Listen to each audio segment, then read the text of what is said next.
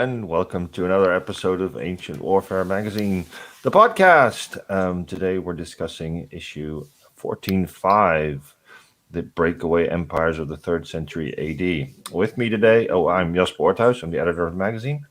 With me today are Murray Dahm, Mark McCaffrey, Mike Cole, Mark DeSantis, and Lindsay Powell. Hello, everyone. Good to have you back. Let's see what we can talk about breakaway empires of the 3rd century. Murray, you wrote the introduction in this issue. Maybe you can give us a very short, Oh, wow. summary of the summary of Summary of the summary. 40 Okay. years of complete chaos. So the 3rd century, it's no longer politic to talk about the 3rd century crisis. That's the way that most people would probably know about the 3rd century, is that it's a crisis where suddenly the empire implodes and there's all these breakaway empires that we know about in Gaul, in Britain, in Palmyra. There's also a couple in Africa and in Egypt. And they splinter away from the empire through the middle years of the 3rd century, and then by the end of the century, under the firm hand of Diocletian, those are all brought back into the fold. And of course, there are other aspects to the 3rd century, which is, of course, that all of the insecurity and instability is present earlier. There's this, still to the day today, you have this idea that the 2nd century AD is when the empire is strong and it's stable, especially with the idea of the adoptive empires of the Antonines, and that all gets ruined when poor old Marcus Aurelius chooses.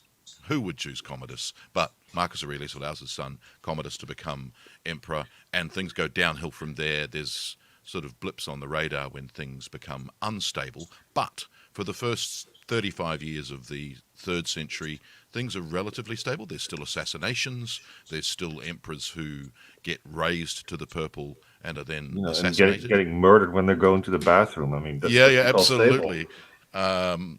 And so, well, depends on the bathroom. There are still, all of those things are present at the beginning of the 3rd century and even at the end of the 2nd.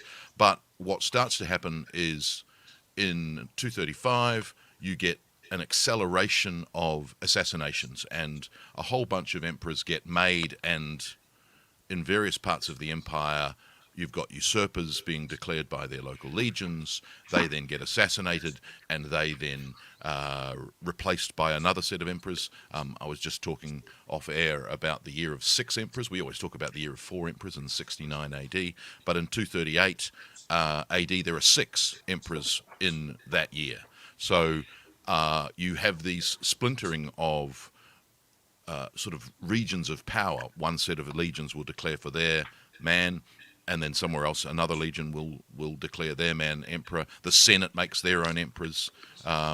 And what tends to happen is that in most cases, one of the emperors then takes on the responsibility of defeating the usurpers wherever they happen to be, and then reunifying the empire for a short period of time before they themselves are assassinated, and then the whole thing kicks off again. And that happens pretty much from 230 right through until the 270s, when Aurelian is able to conquer not only the Palmyrans in the east, but also finally defeat the Gallic Empire, which has existed since 260. So you have several empires that literally break away, hence the title of the issue. And some of them are successful, some of them we don't even know about, and there's a couple of articles in the issue which talk about the breakaway empire in Egypt, for instance, at the very end of the 3rd century in the 290s, so well within the period of Diocletian when stability's been returned, and yet here you have another empire breaking away under Domitian Diocletianus. So or is it? Oh yeah, I think that's the right name. But you get confused with names. There are so many, and so what you find is that the breakaway empires tend to be alternate Roman empires. That they start off saying, we are the legitimate Roman Empire. We're going to conquer all of our rivals and become the only one, and then they exhaust themselves by trying to defeat their enemies, which of course makes the Roman Empire and its borders susceptible to foreign invasion. And so you find there are Scythian invasions and Germanic tribes invading throughout this period. So not only do the emperors have to deal with foreign invasion, they have to deal with internal crises as well. So in some cases, such as the Gallic Empire, which starts in 260, it's able to break away from the Roman Empire for 14 years. Then you get the breakaway empire in Britain, which Lindsay's going to talk to us about. You get breakaway empires, of course, in Palmyra, which is very short. You know, the Palmyrian Empire breaks away in 270 and is defeated in 274. So it's only a four-year breakaway, and yet has a big impact for a long period of time. So all of this is happening most dramatically from 260 through to about 274, but also before and after that period. And obviously, you know, in the Roman Empire prior to the 3rd century, you've had a succession of relatively few emperors, and I think in the 3rd century there are 50 emperors in the century, which is a bit crazy. There are a couple of emperors whose names don't exist in any written historical source, and we only know about their existence through numismatic evidence, which is amazing that, you know, they've been completely lost to time except for that evidence. And there's all sorts of interesting ideologies about why some of these empires succeed for longer than others and why some get defeated very quickly, such as the breakaway empire in Egypt, for instance, is a crisis that needs to be dealt with very quickly because they control the grain supply to Italy and Rome. So it has to be brought back into the fold very, very quickly. Whereas Britain, for instance, on the edges of the empire is a much less pressing crisis to bring back into the fold. They want to bring it back, and of course that leads to Constantine Chlorus, excuse me, and then obviously Constantine the Emperor as well. So all of those sorts of things happen in the 3rd century, and the century closes, not to get ahead of ourselves, with a radical rethink of how the Roman Empire needs to be organized, and that of course is the Tetrarchy, where Diocletian decides that the empire's too big for one man, there need to be 2 Augustuses, and then 2 Caesars. So you have 2 emperors and 2 co-emperors splitting the empire between them, which obviously is what leads to the later 4th and 5th centuries AD and the sort of solution to the problems of the Roman Empire. But before that, in the 3rd century, there are many, many breakaway empires who try and establish themselves as the legitimate Roman Empire. Wow, this has been a great podcast. Thank you for watching. Well, that was 8 minutes. That was very brief. That's all we. Yeah. In fact, if it was Ancient Warfare Answered, we'd been done by now, but no, it isn't. Now we're only getting started. So can you say anything? Yeah. I was going to say, Mark, so what intrigues me is I'm partly drawn by the comment from Yona and his excellent article, and I'm going to say people really need to go buy this article, this edition, and read all the articles, where he says effectively what you did, which was he, Carausius, and the British were not trying to establish something new. They were trying to attain a greater position in what was the Roman Empire. It gets you into the headspace of kind of how do they even imagine that? Because geographically it makes no sense, and it's a province of sort of minor importance rather than major importance. It seems to be that, and my subject is the Augustan period, where this kind of all starts, and this is my thesis. So the reason why the imperial system, as Augustus imagined it, was this really interesting balancing act between the Senate and its provinces and the other ones that he was given control of, his provincia. And it only worked because he could employ legates, right? Men he picked and he trusted. And what's very interesting is it seemed to work, and it worked all the way through Tiberius as well. What happened in the next 200 years that relationship completely broke down? That a man like Carausius had the gall, I mean, G-A-L-L, to think that he could actually get away with this thing. I think the main... I'm sorry. Hold on. I believe that I have some sort of... Your Honor, we have a statement. Okay. We do. Hopefully I'm better now. I think that the main reason why we have these breakaway empires in the 3rd century, it's not, at least initially, because someone wants to set up their own empire. It's really all about imperial defense and how imperial defense in the 3rd century, with the, if you want to call it the crisis of the 3rd century or not, was failing to provide security to large sections of the empire. So if you look at what was going on with Palmyra in the east, or with the Gallic Empire of Posthumus, these were large territorial chunks that did not feel that the central government was actually defending them. I don't think that they thought of themselves as being un-Roman. I thought they thought of themselves as, we're defending our own territorial interests here in Gaul, Britain. The Posthumus, for example, had pretty much the entire Western Empire, apart from Southeast Gaul and Italy. That was all pretty much under his control. A lot of it was lost, over time, but it was there to defend the borders, the Rhine frontier, and protect Western Europe from barbarian incursions. I think the same thing was happening with Palmyra. That is, the central government could not defend the eastern territories against Persian incursions, and someone local had to take the lead. And in this case, in Palmyra, it was Odenathus, and then Zenobia. Okay, to combine the 2 points. Actually, I just want to say. Sorry. Go, Mark. I just want to praise Persian incursion. I thought that was awesome. Thank you, Mark. That was great. Sorry, Mark. I was going to combine the 2 points made by both Lindsay and Mark and say, like Lindsay's saying about they're trying to maintain some sort of, to use a bad word, Romanitas, and to combine that with the whole idea that Mark's putting forward of that it's a struggle to maintain defense of different areas of the empire. I think it actually more comes down to this is a period when the actual soldiers of the legions start to become more influential in the overall gameplay, because over time, going from the time of Augustus onwards through the imperial period, you've got a change in the recruitment style of the Roman army, so that eventually by the 3rd century, you've got many more units which are actually recruiting, because they've become more stable in where legions or auxiliary units or whatever have been positioned, and they're not moving around as much. You've got more recruitment from local areas, which means you've got more local troops who are not just fighting for the Roman Empire, they're also fighting to maintain local stability, to protect their own turf. And of course, when you start saying to some of these legions or some of these auxiliary units, actually, we want you to move over to this province to actually fight for the empire there, that's where we need you, and you get a kickback and say, actually, no, we're linked to here. This is where our interests lie. And of course, that's where you get men raising their own commanders to the purple, and you get those, the 50 or more rebellious emperors coming along, because they are actually getting the support of local units. So I think that plays a big part. I'll buy that to about 85% going on 90%. So that's good.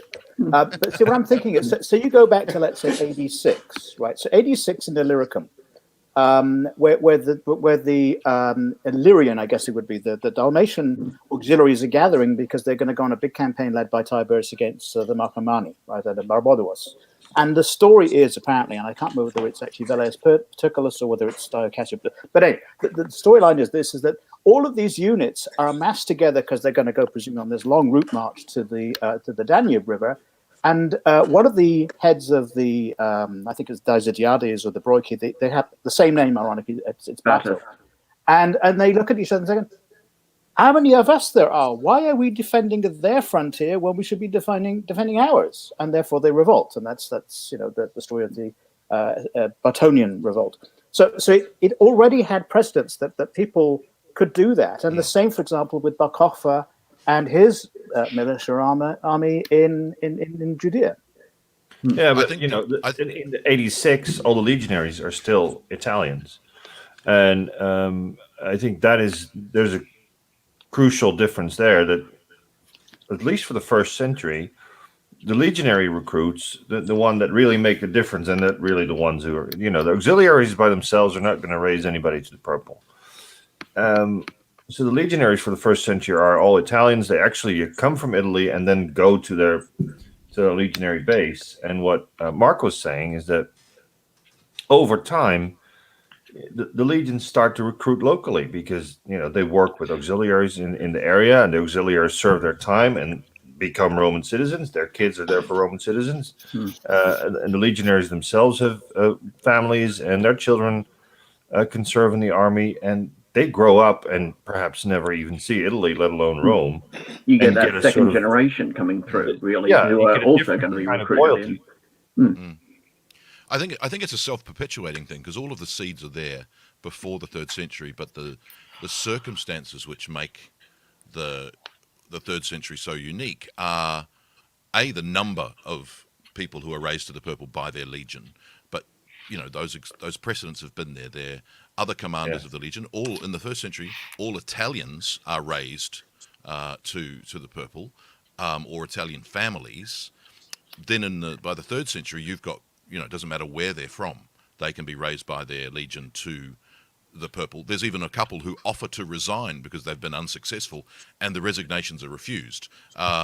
So there's that idea that it's because it's happened once, therefore it can happen. Why don't we do it? And there's almost like a breakdown in the resistance that Lindsay was talking about. The other thing, of course, that's happening is when these empires break away, this idea that they're the Roman Empire, several of them in their propaganda mark themselves as the equal of another emperor. So you find they're issuing coinage with their competition on the coinage saying, Concordia, we're the same. Yeah. So there's almost this We live in harmony. Yeah, there's this idea that we are all one empire. We've just, split. And it's very interesting that by the end of the century, when Diocletian splits the empire as a way of solving the instability, it's actually the same solution as the instability itself. And it's just, this is a controlled split, as opposed to you don't get to split off over there, you have to be part of our split. And I think the successful, interestingly, because most of the time in the 3rd century is spent fighting these other usurpers to bring them back into the empire, and that the energy and time that takes leads to several emperors being declared, because one or other dies on the battlefield or is murdered by their troops mid-battle, and then suddenly we have to have a new emperor before the battle's even over. And that, leads to, well, who could it be? Well, it could be you. And you've got this idea of the soldier emperors who are, they're not aristocracy, they are soldiers through and through. And then, of course, them becoming emperor causes problems with the Senate, because the Senate then puts up their own candidate, the Gordian 1, 2, and 3, for instance. And you have this really problematic idea that the Senate has candidates, the army has candidates, the Praetorian Guard is putting up candidates. So they're all mixed in together, and yet in the earlier 2 centuries of the empire, all of those elements are present. It's just they're not present in the combination that they are in the 3rd century.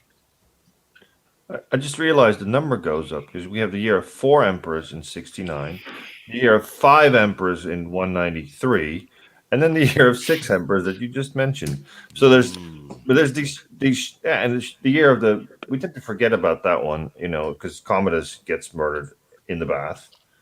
And then, you get the Pertinax situation and Didius Julianus, auctioning of the empire, which must have been a shock to the system, that there's not even a pretense anymore about we're going to have some kind of regular succession. It's just like, who wants to bid the most? And then you have a civil war with Septimius Severus. It takes several years and several other candidates, and then you have a period indeed of some kind of stability, but that does include Caracalla getting murdered while he's trying to relieve himself by a Praetorian prefect, and then you get Heliogabalus, who isn't apparently not very appreciated by the Roman elite. Let's put it like that. And then you have a short period of a very young Severan emperor who I don't know, the elite seems to feel is under the rule of his mother. So it's a sort of a steady degrading, I guess, of the status and ideas of how succession takes place in the empire. I know I'm supposed to be an expert, and on this one I'm actually not. So I was wondering, would it be all right for me to ask a question? I have a burning question about this. Sure. Do it. So one of the modern theories in modern counterterrorism, when we look at piracy off the Horn of Africa, or we look at unrest in Somalia, in the Ogaden around Ethiopia, is that opportunities for advancement, for social status, for wealth, for advantageous marriage and clan elevation, are present outside. In other words, investing in the social order is less likely to advance you than moving outside of it. And because of that, the violence remains endemic. This is a whole theory of counterterrorism that's ongoing. Petraeus wrote about it. Thomas Hammis wrote about it. The Sling and the Stone's an older book. And I'm wondering, is there any evidence that that's also the case here? That it behooves military leadership, the officer class, who advance their interests outside the social order. The cursus honorum doesn't work for them anymore, that the rewards are greater on the outside, and that because this provides this systemic incentive across the empire. These guys, most of them still get to the top of the cursus honorum, at least by the time in the second century, you get it used to be the cursus honorum that we think of, which alternates military and civil positions. And in the second century, you get more and more. You get a sort of a military elite. There's guys who start out low in officer ranks and just stay in the military, and often make great careers there. So that works for them. I don't. I think it's sorry. Well, I just wanted to add. It sometimes doesn't seem to be even very clear if the person who is raised to the purple or is usurping, whether he is thought of it himself or not. I think a lot of them. Our big problem here is, as always, sources. And in the 3rd century, our sources are notoriously bad, and of course, this leads to our whole focus being predominantly on the top in terms of the emperors or any challenges or breakaways, etc. But actually, there are those little clues here and there. Like, for example, when you sort of look at, for example, some of the sub-commanders in Aurelian's reign, where you can actually identify a couple of guys who, in the background, they are actually following the cursus honorum. They are working their way up through politics, and they are working their way from position to position. Okay, it's not the same as back in the heyday of the Principate, but there is a order to elevation through a proper system there. It's just that for a lot of the guys that we're focusing on, either that's blurred because of how they come to prominence through the demise of their predecessor, or they are unusual figures. So one follow-up question, sorry, is that we have a couple of examples from even the Republic. We have Titus Quintius Flamininus, and we have, I believe, Scipio Africanus. Didn't both of them violate the normal chain absolutely. of the cursus and Pompeius Magnus? Right. Okay. So, but that doesn't result in a breakdown in that instance. Yes, it does. It ultimately leads to Julius Caesar's civil war and the rest. So all of these things have consequences. Well, I'm sorry. I meant for Flamininus. So I think that I wanted to draw some of these strands together because these are all wonderful ideas. In a sense, it comes down to that old adage: all politics is local, right? So to Mark's point about sort of like it's a defensive response. And frustrations with things in the center, and even modern politics, you find that people who feel remote from some nominal capital will start to push back and say, no, we're going to take control over here. But I'm also reminded of, again, Jonah and his comment in his great article, the inhabitants of Britain would simply not have noticed much difference under the Imperium Britanniarum. That's actually Crawford. Jonah wrote about the Gallic Empire, posthumous.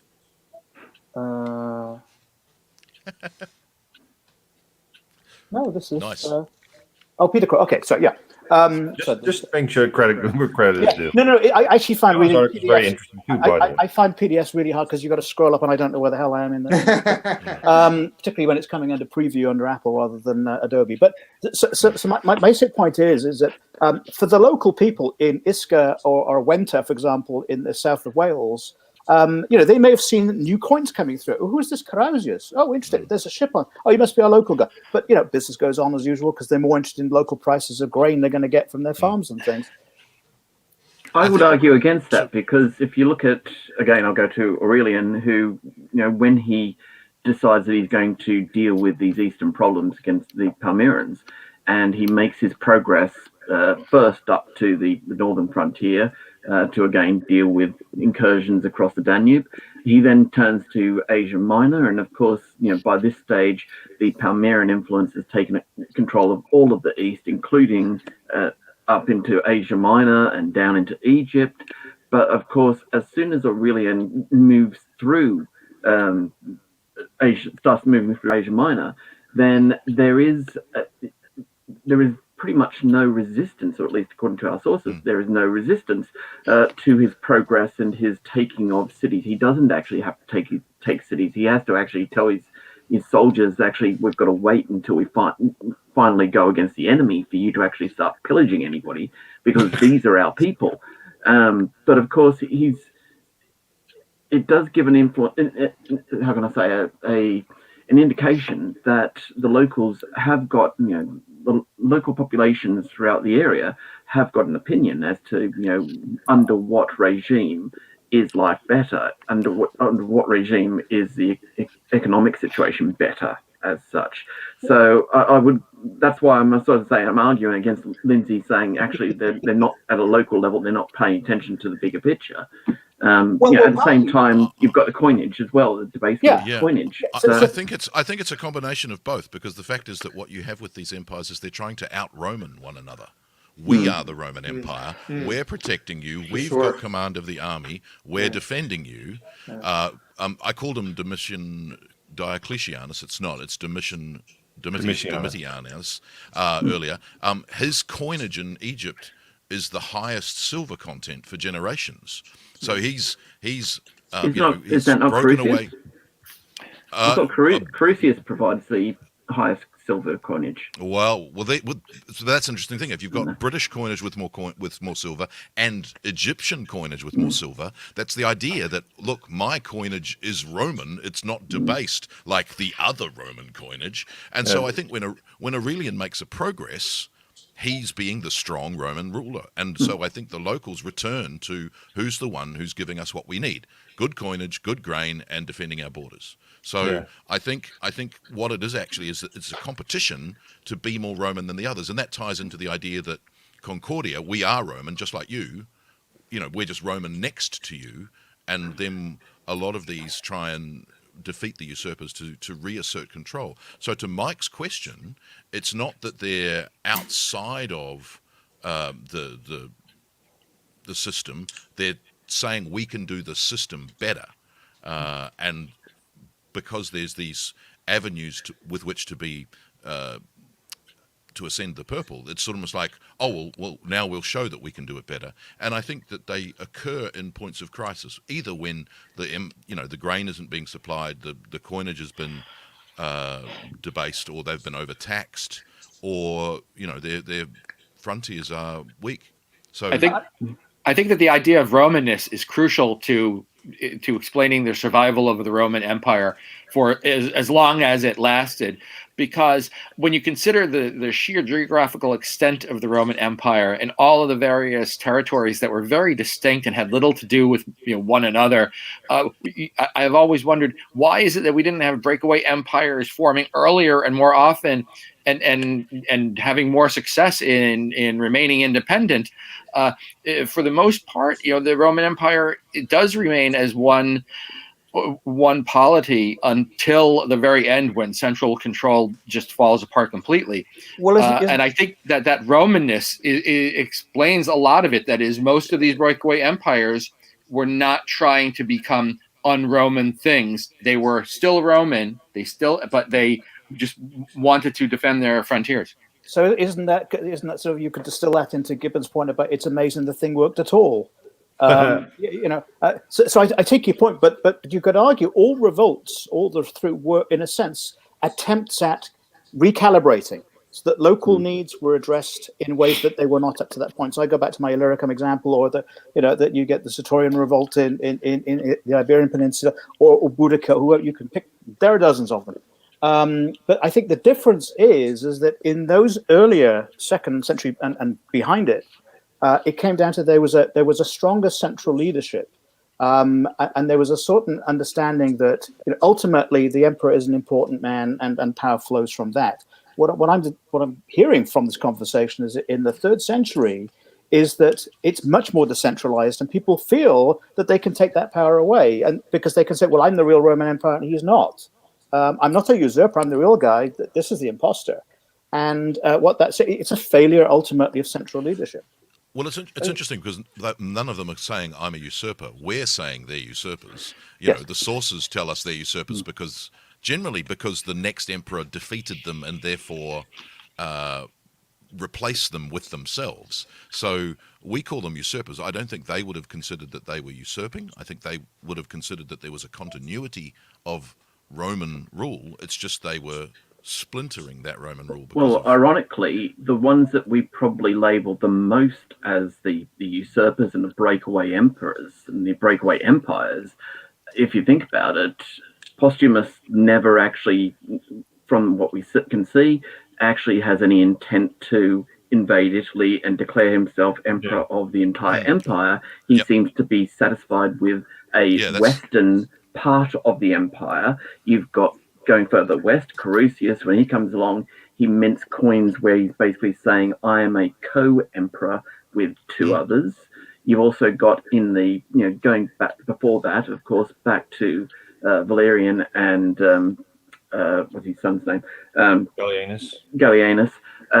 Of course, when they are literally co-ruling the 2 halves of the empire, and then of course they get Odenathus in Palmyra to actually, I mean, he's actually in charge of this eastern portion back into the 240s. It's only, it's only upon his death that the Palmyrans really become more of a breakaway empire. He's actually acting in the position of the local representative to the central empire. So I think you've got, there is an attempt here by various emperors and the people that we are referring to as rebels to actually work in as Lindsay said, in a changed environment, and to actually adapt to the needs of the times. But of course, that doesn't always pan out. Well, I think it's significant that at the end of all of this timeline is this immense figure of Diocletian. He is the strong man again, a man who says, this is how things are. But I think, again, there are breakaways from Diocletian. It's not, normally people would say that when Diocletian comes to the throne in 284, that's the end. It's like, no, there are breakaways that continue in Britain and in Egypt right through until the late 290s. So it's not so cut and dry. There are still people who are saying we're not being represented by, and they've had an entire century of it. Why would Diocletian be any different? We see Diocletian as different, but these other breakaways during the Diocletian reign, they're seeing things as, their empire is still not feeding them, not protecting their borders, and then Diocletian has to come back and say, I am the strong man. So when he attacks Alexandria and besieges it for 8 months, there's the lovely anecdote that he basically is going to give the city of Alexandria over to his troops to sack, and says that he will fill the streets with blood till it reaches his horse's knees, whereupon his horse stumbles and kneels on a corpse and gets bloody. And it's like, well, there you go. There, prophecy fulfilled. Yeah. Luckily for because knee-deep blood. What a million people. That sounds very familiar. That's quite a lot. That's very similar to an earlier instance where Aurelian says, I'm going to kill everyone, including all the dogs in this city. And of course, he decides, after capturing the city, actually, I'll just kill the dogs. So, well, that would. I think Aurelian's going to become the least popular Roman emperor amongst dog lovers. It's almost worse. But I think back to your point, Mark. The funny thing that marks out Postumus's empire as different is he does not try and unite the empire under him. He's happy with what he's got, which is as Lindsay pointed out, most of the Western Empire, because he starts with Gaul and Germany and Britain and Spain. Only parts of southern Gaul and Italy aren't in his control. So, and even though that's chipped away over time, he doesn't try. He doesn't then make war or invade Italy, which is what a lot of the earlier emperors had done. And he's aided by the fact that at that exact moment, Valerian has been captured by Shapur in Persia. He's the only emperor to die as a prisoner of war in ignominy. And poor old Galerius is having to deal. Gallienus, sorry, is having to deal with all of that. So that in a way, it takes a long time for focus to come back to reconquering the Gallic Empire, the Breakaway Empire. I think that being content with what he had was probably the smartest move he could have made over the long term. I'm put in mind of Ptolemy, who after Alexander's death ensconced himself in Egypt, and very good defensive position there. I think that if you could have looked at any of these breakaway empires and said which might have actually had the best chance of surviving as an independent entity indefinitely, I think it would have been the Western Empire, if only because it was relatively large, lots of manpower, and relatively wealthy. I think that it was intelligent that he didn't try to embroil himself in wars of conquest by going to Italy. But once again, the Roman central government, however you define that, whoever was there, was never going to tolerate having any part of the Roman Empire outside of it in some sort of independent form for a very long period of time. So conflict was probably inevitable. But I think that the breakaway Gallic Empire, it's a very interesting what if. What if had survived? What would have been like if you had a Western European imperial state surviving for centuries afterward? So I'm wondering, based on what you're saying there and other threads, this is the time after Caracalla where everybody is now basically a Roman citizen, right? Freeborn citizen. This means that there are no auxiliaries effectively anymore. Everybody potentially is a citizen soldier. Does this have an impact on the events? We know that by the time that Diocletian, by the time of Diocletian's reign, you suddenly have only legions, but they're only about 1,000 men strong, and I am not sure we know exactly when this change comes in.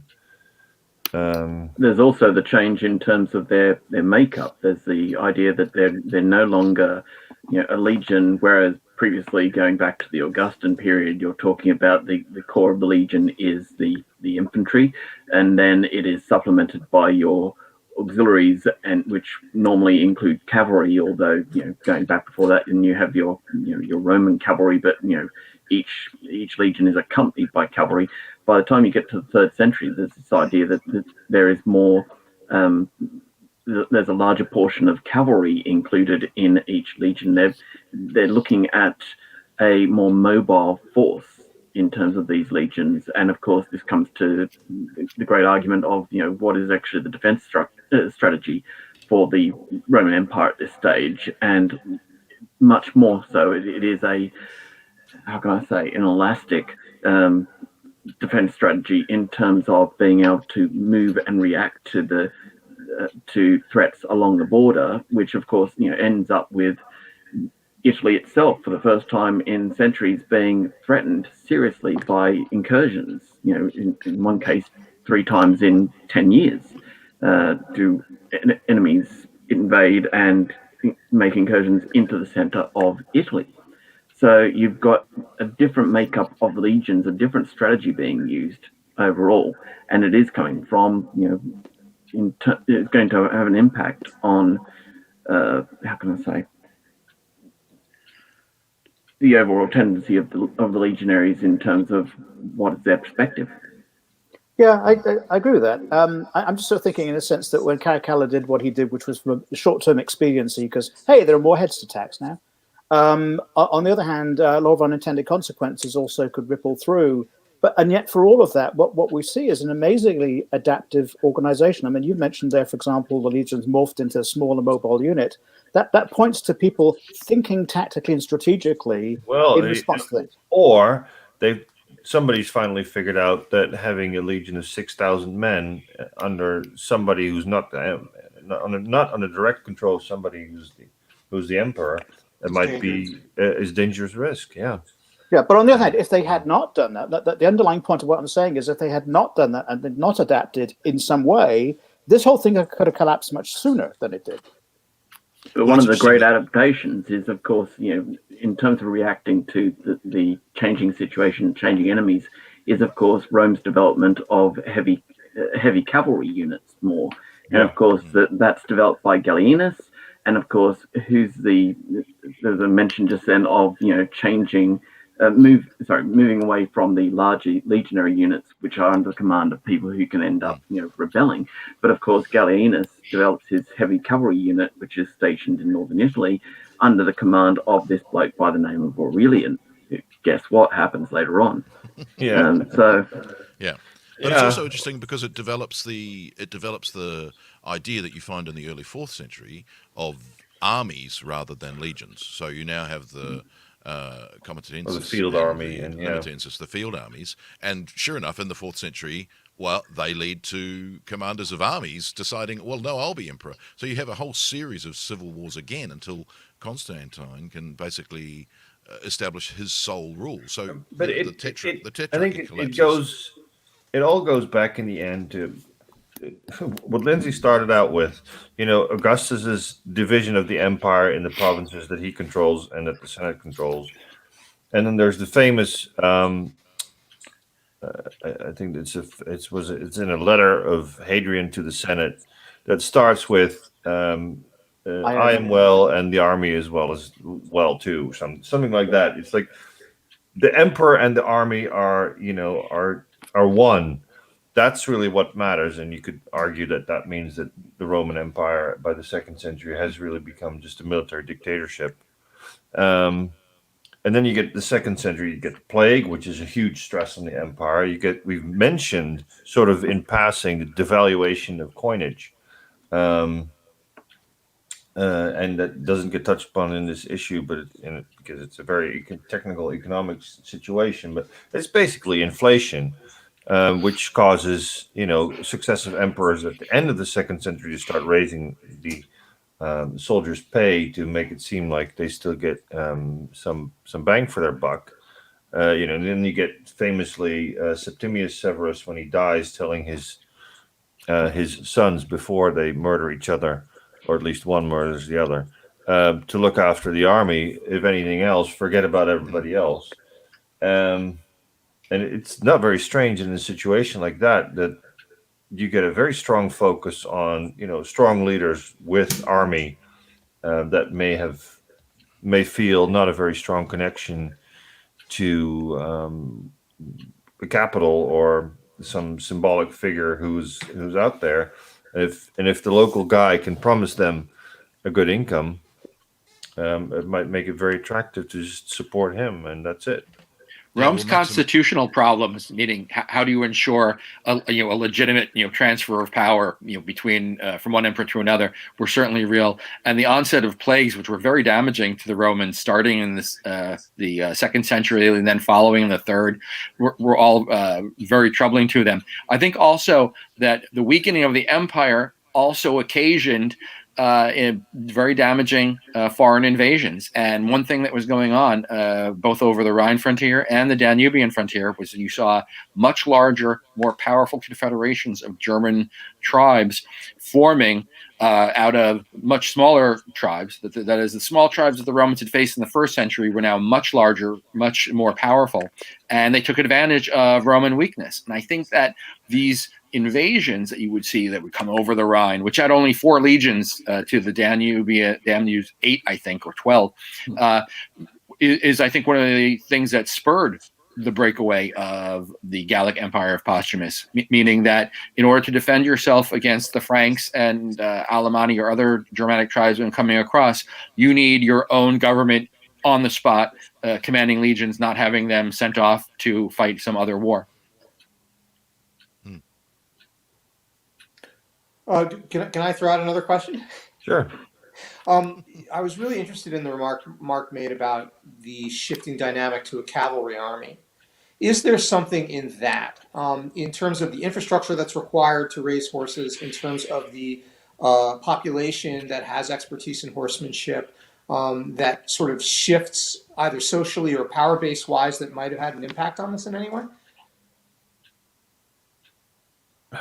I think the shift to a more stronger cavalry army, it is usually credited to Gallienus, but I think it's also still a lot debated. It's just the sources are so bleeping bad. It is more likely, I think, it's a response to the Sasanian Persians, the Neo-Persian Empire that comes up in 225 and suddenly appears to be much more dangerous than the Parthians have ever been. And they're of course that's a horse heavy And then into the force. But this Into the doesn't, for fourth century. example, this doesn't, for example, shift power from, I keep using as a corollary to Greece, right? There are portions of Greece that are cavalry country. This plays a lot in Thessaly's role and Macedonia's role, in who has planes, in the Thebans' role, and power actually, accrues around this. Is that at all a factor here in what happens in this period? Well, I think it's a manifestation of adapting to local needs, right? So they're dealing with an enemy in the east which is heavily cavalry oriented, whereas in, for example, the German frontier, I don't think the Germanic tribes are particularly known for being horse riders, and certainly not in the British Isles. So I think there's a mistake. Caesar, though. So what? Ask Caesar. No, but for example, I'm thinking, you think of the campaigns of Germanicus and so on. Yeah, But my general point is this: is that I think there's a temptation to universalize something that happens over here and then say that applies to everywhere. And I think what the archaeology tends to show is a tremendous array of variation, which makes it wonderful to study, but really hard to write about, because you're trying to make sense of all these different helmet types and these different inscriptions. Well, I wonder if anybody's ever tried to do a because one question you might ask is this a new, we say we're reforming the army into a more cavalry heavy army.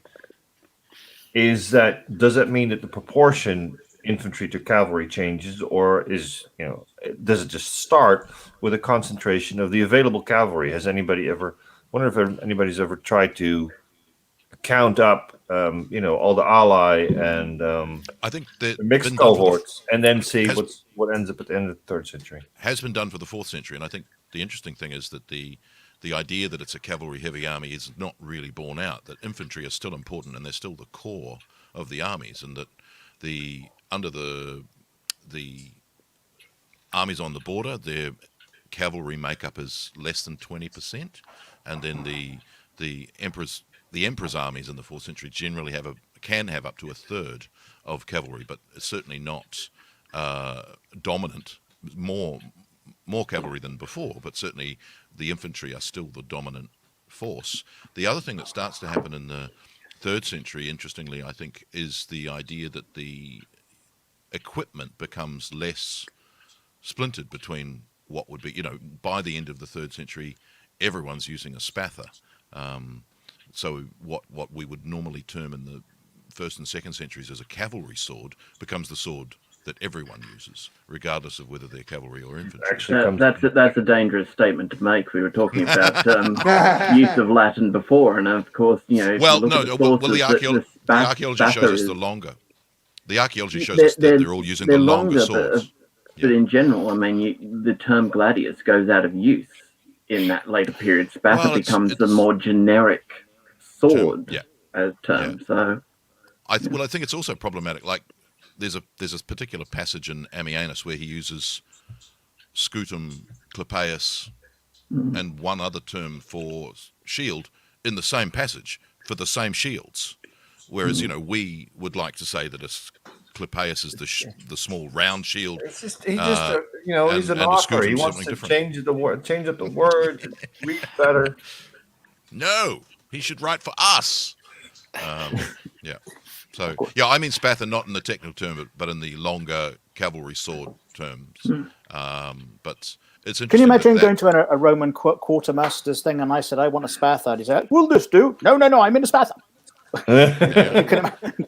Don't you know what I mean? Do you not speak Latin? Well, we go there and say, I would like some Lorica Hamata, please. And they're like, sorry, what? Some No, you Squamata? mean the brand new segmentata, sir. This is what. What's that? I will only learn in 1600 years what that means. Yeah. Yes, exactly. But I'd like some how do- armor. I'd how like do some these- armor.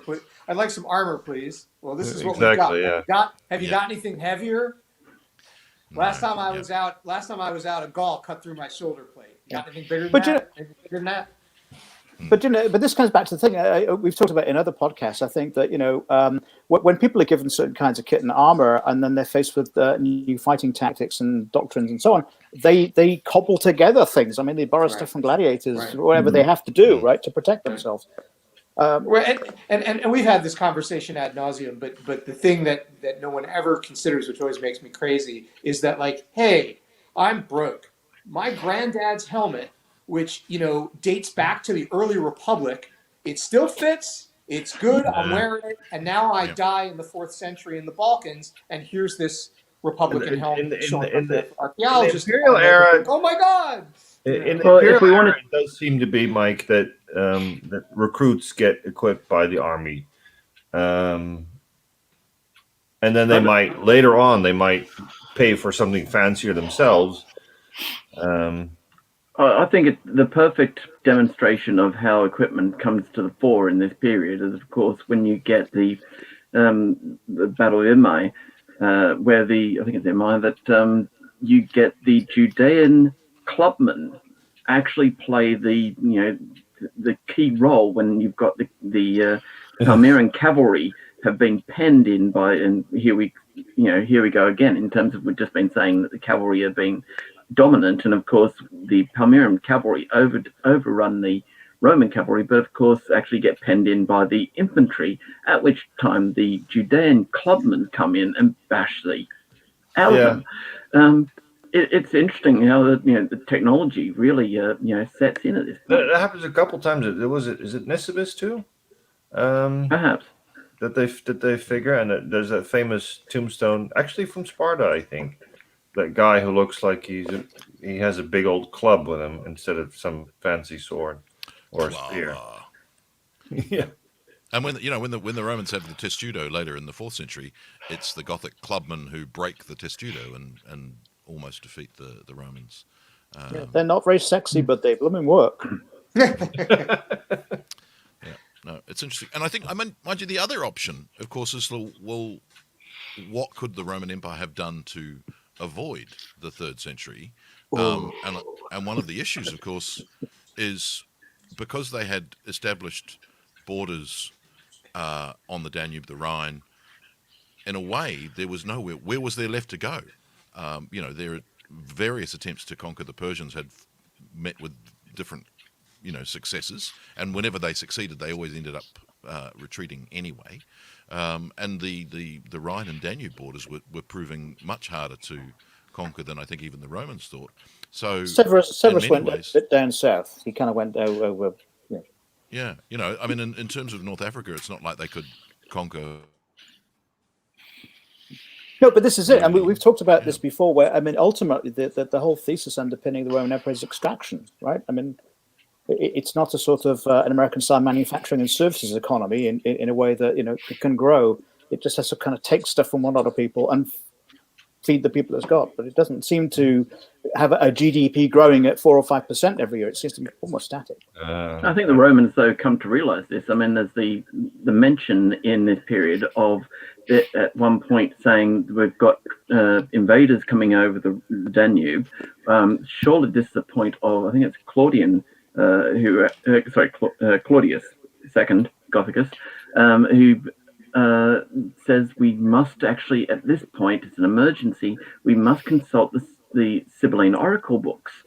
And of course, they then get into a technicality of saying, well, actually, technically, only an emperor who has actually expanded the empire can actually or make this order. At which point they say, hold on, but that's Trajan was the last one to expand the empire. So, yeah.